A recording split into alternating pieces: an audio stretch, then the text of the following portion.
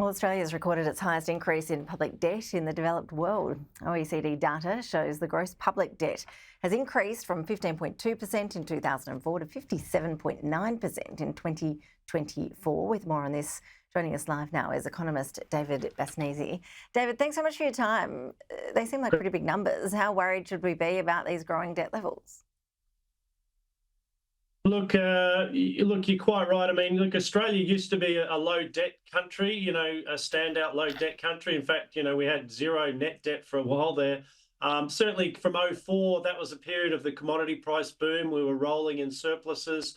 The debt was low, but, we have obviously had a big increase in the debt since then. And over that time period, it's certainly been bigger than other countries, as you point out. But over different time periods, other countries have run up their debt as well. The UK, the US, they've all had major debt increases, but we're certainly in amongst them in terms of that debt increase. And I think what it does mean is, we're still a relatively low debt country by those standards, but we're certainly nowhere near where we used to be. We're sort of closer to the pack now than being well away from the pack.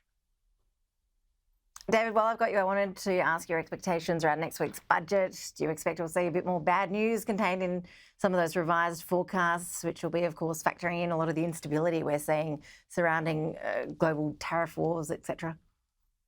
Yeah, look, it doesn't look like the Treasurer is going to be able to pull a rabbit out of the hat this time around. I mean, the last few years we've had surprise increases in revenue, and the budget ended up being in surplus, which was a surprise. But yeah, no rabbits this year, unfortunately. The revenue outlook looks like it's going to materially be upgraded. So we are left with a deficit.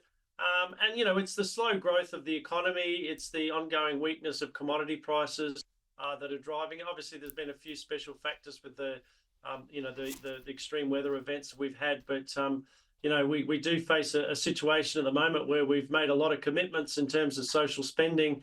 But at the moment, we haven't made the commitments to really pay for that in a sustainable way. And that's the great debate going forward.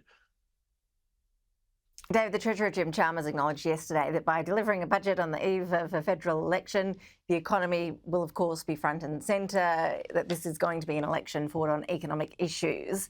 How important do you think it is that the major parties be restrained on the spending front with their campaign promises over the coming weeks because of the risks around inflation? Look, I think it's very important. I mean, the economy is the private sector is gradually recovering, as the Treasurer has pointed out. It is relying on the RBA to cut interest rates. I think we don't really want to see a lot more public spending. It's really been boosting the economy in the past few years, and maybe keeping interest rates high for longer than they would otherwise be. So I think it's certainly pretty important not to have big spending policies. Again, yeah, as you mentioned, against the backdrop of a still large budget deficit and inflation still not quite back at the target band.